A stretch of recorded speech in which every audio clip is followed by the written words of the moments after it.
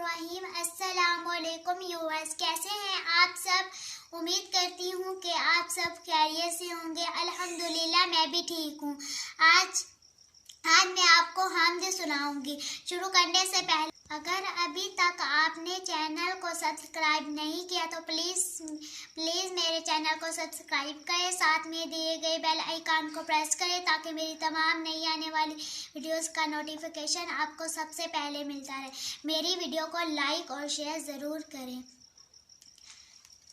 ये हैं खुदा के निशान सारे, ज़मीं पे फूल आसमां पे तारे। ये सजे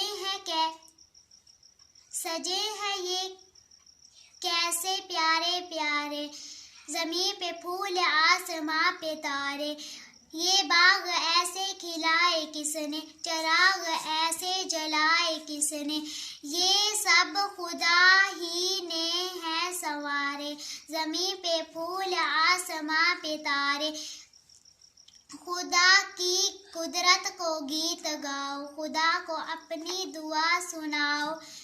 खुदा की गाते हैं हमद सारे, ज़मीं पे फूल आसमां पे तारे। व्यूअर्स, आपको मेरी वीडियो कैसी लगी कमेंट बॉक्स में ज़रूर बताइएगा। अल्लाह हाफिज़। पाकिस्तान जिंदाबाद।